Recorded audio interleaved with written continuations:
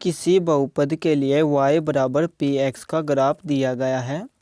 px के शून्यकों की संख्या ज्ञात कीजिए। जैसे कि कोई भी समीकरण होता है, मैं यहाँ पर दो समीकरणें ले लेता हूँ। एक होता है ax² + bx + c बराबर 0 और दूसरा समीकरण मैं ले लेता हूँ ay² + by + c बराबर 0। अब देखिए यहाँ से x के मान निकलेंगे। x के कोई ना कोई दो मान निकल कर आएंगे क्योंकि यहाँ पर x की सबसे बड़ी घात 2 है और यहाँ पर भी दो मान निकल कर आएंगे, लेकिन यहाँ पर y के दो मान निकल कर आएंगे। यहाँ से y के दो मान निकल कर आएंगे और यहाँ से x के दो मान निकल कर आएंगे। अब हम इसको लिख सकते हैं px बराबर 0 और इसको लिख सकते हैं py बराबर 0। अब देखिए यहाँ से x के मान निकलेंगे तो बराबर में 0 है और 0 कब होता है? जब y(x) 0 होता है। यानी कि जब हम y बराबर 0 रखेंगे तो x के मान निकल कर आएंगे और जब हम x बराबर 0 रखेंगे तो हमारे पास y के मान निकल कर आएंगे। तो ये हो जाएगा y बराबर 0, यानी कि ये 0 है ना, y की जगह रखा हुआ है और ये 0 यहाँ पर x की जगह रखा हुआ है।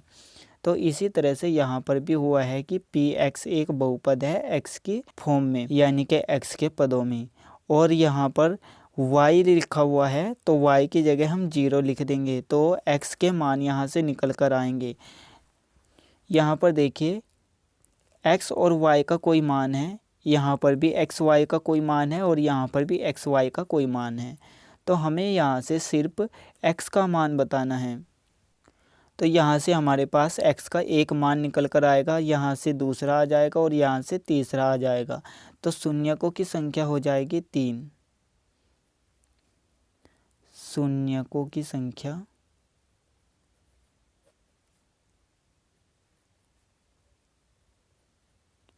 कितनी हो जाएगी? 3। अब इसी तरह से यहाँ पर देखिए, यहाँ पर भी x के शून्यक निकालने हैं, यानी कि x का मान। तो एक यहाँ से आएगा, एक यहाँ से, एक यहाँ से, यहाँ पर भी 3x के मान आएंगे, यानी कि शून्यकों की संख्या हो जाएगी 3।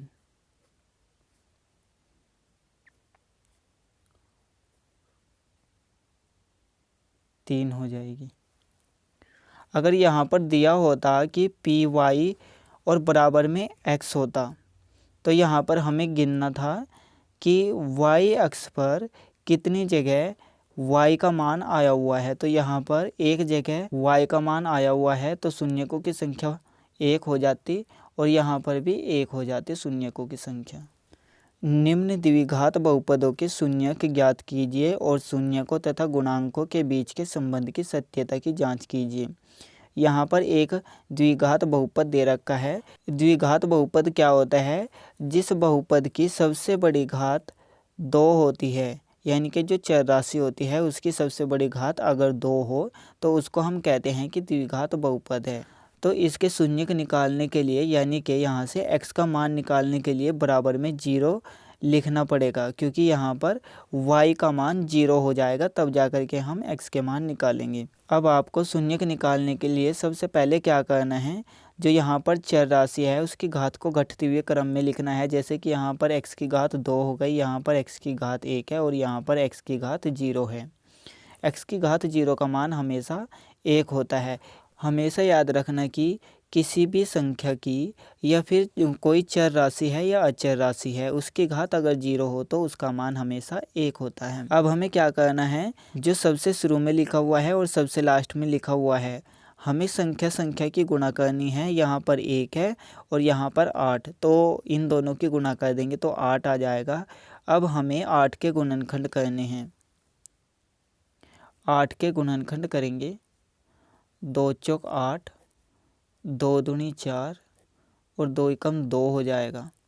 अब हमें इन गुणनखंडों को कुछ इस तरह से यूज करना है कि जोड़ने पर या घटाने पर 2 आ जाए। अब अगर हम इन दोनों की गुणा कर दें तो यहाँ से 4 आएगा और ये 2, 4 में से 2 को घटाएंगे तो हमारे पास 2 आ जाएगा। तो हम यहाँ पर 4 और 2 का यूज करेंगे। एक्स स्क्वायर माइनस 2 के स्थान पर लिखना है 4 माइनस 2, 4 माइनस 2 गुणा में x को लगाना है -8 बराबर 0। अब हम क्या करेंगे, माइनस x की गुणा अंदर कर देंगे, एक्स स्क्वायर माइनस और प्लस माइनस हो जाएगा, -4x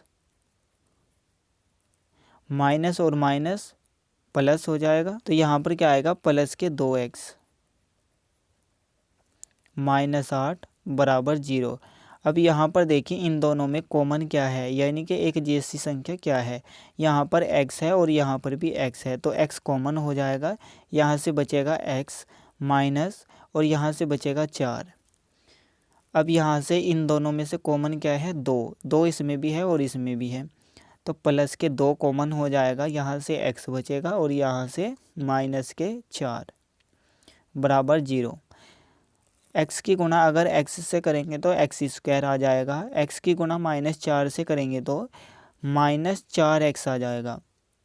2 की गुणा x से करेंगे तो प्लस का 2x आएगा, 2 की गुणा -4 से करेंगे तो माइनस का 8 आ जाएगा। अब देखिए इन दोनों में कॉमन क्या है, यानी कि एक जैसी संख्या क्या है, x -4 यहाँ पर भी है और यहाँ पर भी है, तो x -4 इन दोनों में से कॉमन आ जाएगा और यहाँ पर क्या बचेगा x और यहाँ पर क्या बचेगा प्लस के 2 बराबर 0 हो जाएगा। अब हमें क्या करना है, एक बार इसको 0 के बराबर रखना है और एक बार इसको 0 के बराबर रखना है। x -4 बराबर 0 और दूसरा हो जाएगा x + 2 बराबर 0। अब हमें यहाँ से भी x का मान निकालना है और यहाँ से भी x का मान निकालना है, जिनको हम शून्य कहते हैं। -4 को दूसरी तरफ लेकर जाएंगे तो ये प्लस का 4 हो जाएगा, +2 को दूसरी तरफ लेकर जाएंगे तो ये माइनस का 2 हो जाएगा। तो यहाँ से हमारे पास शून्य का है 4 और -2। अब हमें इनको एक नया नाम देना है, इसको अल्फ़ा नाम दे दो और इसको बीटा नाम दे दो, या फिर इसको अल्फ़ा नाम दे दो, इसको बीटा नाम दे दो। तो अल्फ़ा हमारा हो जाएगा 4 और बीटा हो जाएगा -2। अब हमें क्या करना है, शून्यकों तथा गुणांकों के बीच के संबंध की सत्यता की जांच करनी है। तो यहाँ पर लिख देंगे जांच। जांच में आपको क्या करना है, अल्फ़ा प्लस बीटा को -b/a के बराबर लाना है और अल्फ़ा इंटू बीटा को c/a के बराबर लाना है। तो हमें क्या करना है, अल्फ़ा प्लस बीटा से शुरुआत करनी है और लास्ट में -b/a को लाना है। अल्फ़ा प्लस बीटा, अल्फ़ा 4 है प्लस बीटा माइनस के 2 है, तो यहाँ पर -2 लिख देंगे बराबर 4 प्लस माइनस माइनस होता है 2 बराबर प्लस माइनस माइनस होता है, तो हम क्या करेंगे, बड़ी संख्या में से छोटी संख्या को घटा देंगे। 4 में से 2 को घटाएंगे तो 2 आएगा, लेकिन यहाँ पर प्लस के ज़्यादा है तो प्लस का ही चिन्ह आएगा। अब हमें अल्फ़ा इंटू बीटा से शुरुआत करनी है, अल्फ़ा इंटू बीटा, यानी कि इन दोनों की गुणा करनी है। अल्फ़ा 4 है और गुणा बीटा कितना है -2, प्लस माइनस माइनस का चिन्ह हो जाता है गुणा के अंदर, इन दोनों की गुणा कर देंगे, 4 दूनी 8। अब देखिए हमें क्या लाना है, नीचे की तरफ a को लाना है। a मतलब दोनों एक जैसी संख्याएं हैं, तो हम क्या करेंगे, दोनों के बटे में 1 कर देंगे। अगर यहाँ पर बटे में 4 होता तो हम यहाँ पर क्या करते, 4 से गुणा कर देते और 4 से भाग कर देते। अगर यहाँ पर कोई और संख्या होती बटे में, जैसे 25 होता अगर बटे में यहाँ पर, तो हम यहाँ पर 25 से गुणा कर देते और 25 से भाग कर देते, जिससे नीचे की संख्या बराबर हो, एक जैसी हो, जैसे कि यहाँ पर है a। तो हमने यहाँ पर क्या किया, 1 से इसको भाग कर दिया और 1 से ही इसको भाग कर दिया। तो हमें क्या लाना है, माइनस का b, यानी कि माइनस का चिन्ह तो हमें लाना ही है और b की वैल्यू भी लानी है। तो हम इसको लिख सकते हैं माइनस और -2 बटे में 1 लिख सकते हैं, क्योंकि माइनस माइनस प्लस होता है और 2 हो जाएगा। अब हमें यहाँ पर c प्लस का लाना है, तो हम क्या करेंगे, ब्रैकेट में लिख देंगे -8 को और बटे में 1 हो जाएगा। तो यहाँ से देखिए माइनस यहाँ पर भी है और यहाँ पर भी है माइनस। अब b के स्थान पर क्या लिखा हुआ है, -2, तो ये हो जाएगा b, बटे में हो जाएगा a, और यहाँ पर भी बटे में a हो जाएगा क्योंकि सेम संख्या लिखी हुई है। और c की वैल्यू कितनी हो जाएगी, -8, तो यहाँ पर c लिख देंगे। तो यहाँ से a b c का मान क्या आया हमारे पास, a का मान 1 है और यहाँ पर भी a का मान 1 है।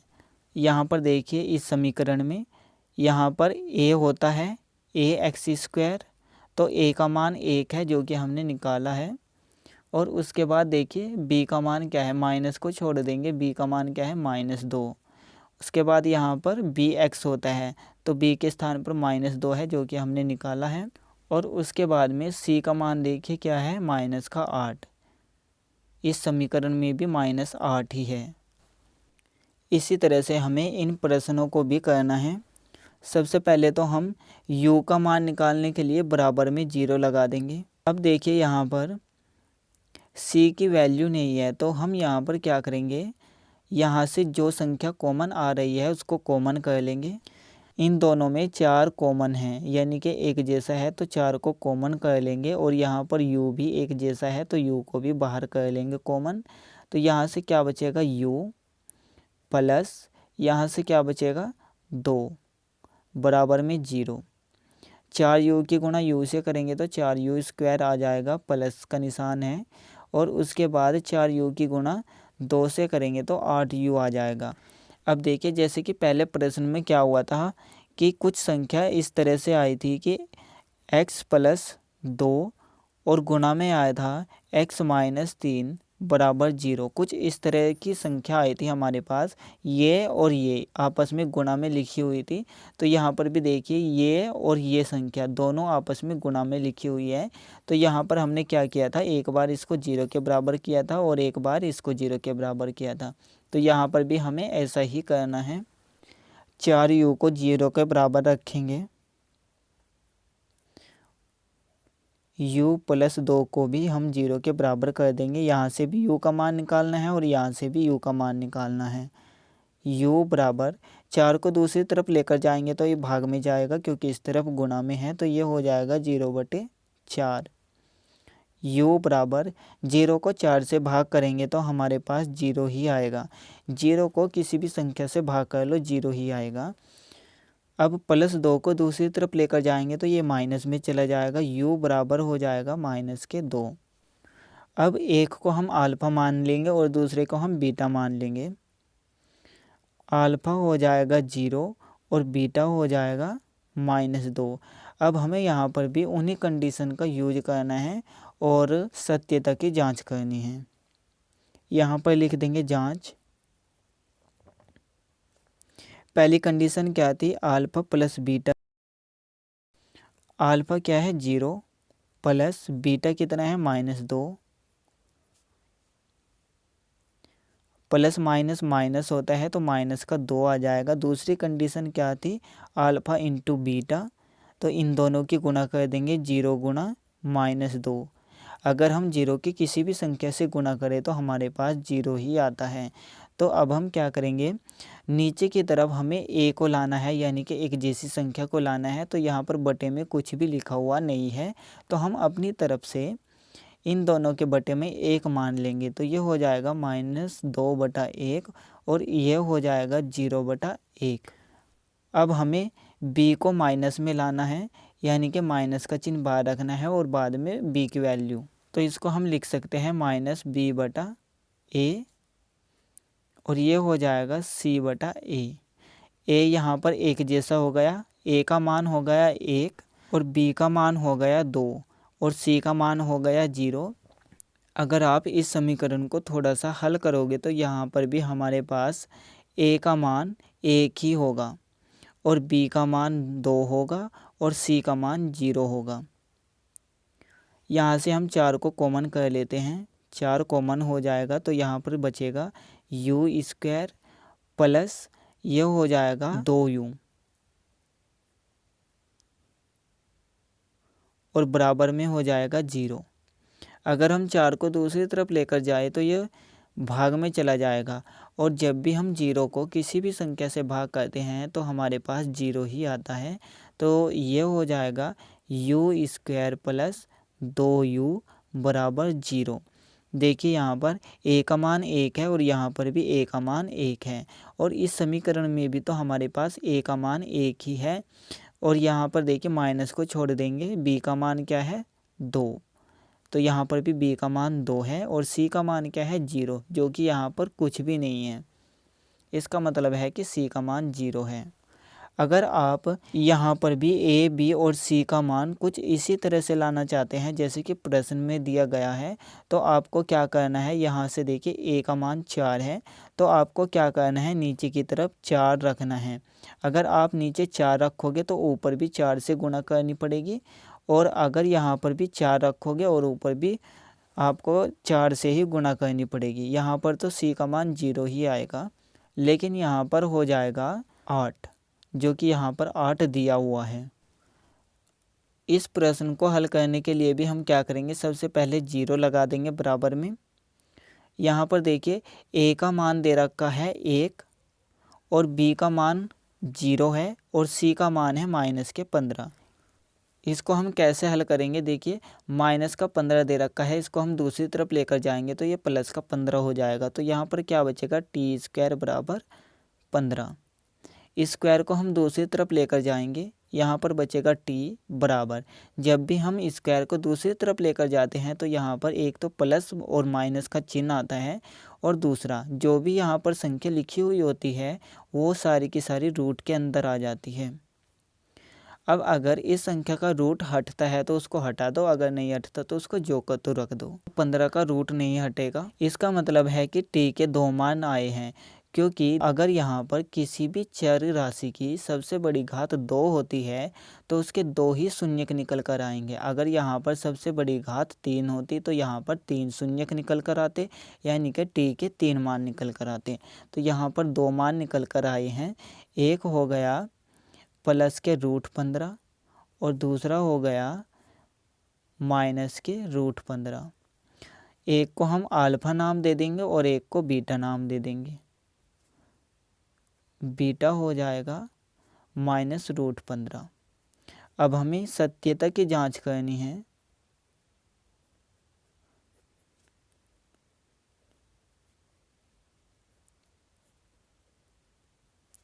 इसमें हमें 2 कंडीशन को लेकर चलना है। पहली कंडीशन क्या है, अल्फा प्लस बीटा। अल्फा है √15 प्लस, और बीटा है माइनस का √15 बराबर, प्लस माइनस माइनस होता है तो यहाँ पर माइनस का चिन्ह आ जाएगा, √15 माइनस √15। √15 में से √15 को घटाएंगे तो 0 ही आएगा, तो ये हो जाएगा 0। दूसरी कंडीशन क्या है, अल्फा इंटू बीटा। अल्फा √15 है और गुणा बीटा कितना है, माइनस का √15 बराबर, गुणा में प्लस और माइनस माइनस का चिन्ह हो जाता है तो माइनस का चिन्ह आएगा, इन दोनों की रूट के अंदर गुणा हो जाएगी, रूट के अंदर आएगा 15 गुणा 15 माइनस, और जब भी कोई संख्या रूट के अंदर 2 बार गुणा में लिखी हुई होती है तो उसको हम एक बार लिखते हैं और रूट के चिन्ह से बाहर कर देते हैं, तो इसको हम एक बार लिखेंगे तो ये हो जाएगा माइनस का 15। अब यहाँ पर देखिए हमें बटे में एक जैसी संख्या को लाना है, तो हम क्या करेंगे, इन दोनों के बटे में 1 को रख देंगे, ये हो जाएगा -15/1। तो 0 को हम कैसे लिखेंगे, माइनस 0 करके लिख देंगे और बटे में 1 हो जाएगा। इसको हम ब्रैकेट में लिख देंगे -15 बटे में 1, और यहाँ से हमारे पास आ जाएगा -b/a, और यहाँ से हमारे पास आ जाएगा c/a। a का मान क्या है 1, और यहाँ पर भी a का मान 1 है, तो a का मान यहाँ पर भी इस समीकरण में भी क्या है 1। b का मान हमारे पास क्या है 0, जीरो तो प्लस का हो या माइनस का हो, जीरो तो जीरो ही होता है, तो यहाँ पर भी बी का मान जीरो ही है। और सी का मान कितना है, -15। एक द्विघात बहुपद ज्ञात कीजिए जिसके शून्यकों के योग तथा गुणनफल क्रम से दी गई संख्याएं हैं। हमें द्विघात बहुपद को निकालना है। द्विघात बहुपद कैसा होता है, ax² + bx + c, ये होता है एक द्विघात बहुपद। तो इसको ही हमें निकालना है बहुपद। इसको निकालने के लिए हमें ज़रूरत पड़ेगी a, b और c के मानों की। तो उसको हम कैसे निकालेंगे, यहाँ पर दे रखा है शून्यकों का योग, सबसे शुरू में दे रखा है। तो शून्य क्या होते हैं, अल्फा, बीटा और गामा। यहाँ पर द्विघात बहुपद है तो दो ही शून्यक होंगे, तो अल्फा और बीटा, तो अल्फा प्लस बीटा, क्योंकि इनका योग दे रखा है √2 तथा गुणनफल, यानी कि इन शून्यकों का गुणनफल कितना है, 1/3 अल्फा इंटू बीटा, 1/3 दे रखा है। हमें नीचे की तरफ a को लेकर आना है, यानी कि नीचे की तरफ एक जैसी संख्या को लेकर आना है। तो यहाँ पर देखिए इन दोनों में नीचे की तरफ क्या लिखा हुआ है, यहाँ पर 1 है और यहाँ पर 3 है, तो हमें सेम संख्या को लाना है। यहाँ पर 3 है तो यहाँ पर भी 3 ही होना चाहिए। तो हम क्या करेंगे, इसको 3 से गुना और 3 से भाग कर देंगे। तो ये हो जाएगा 3 गुणा √2 और बटे में भी 3 हो जाएगा। अब यहाँ पर जो नीचे की संख्या है वो एक जैसी हो गई है। यहाँ से हमें -b/a को लेकर आना है, तो इसको हम लिख सकते हैं माइनस बाहर और माइनस ही अंदर की तरफ। तो इसको लिखेंगे हम 3√2। इन दोनों के बीच में अब भी गुणा का चिन्ह ही है। इसको ऐसे लिखो या फिर ऐसे लिखो, एक ही बात है। तो यहाँ पर माइनस और माइनस प्लस हो जाएगा, लेकिन हमें माइनस ज़रूर लाना है बाहर की तरफ। और बटे में हो जाएगा 3, इसको हम लिख सकते हैं माइनस, और b का मान हो जाएगा -3√2 बटा a, और इसको लिख सकते हैं c/a, क्योंकि हमें c का मान प्लस में चाहिए।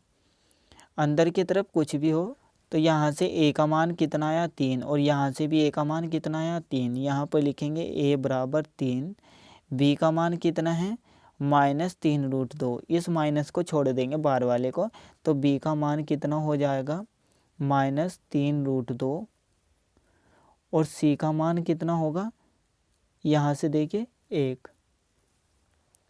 अब हमें इन तीनों मानों को a, b, c के यहाँ पर रखना है इस बहुपद में।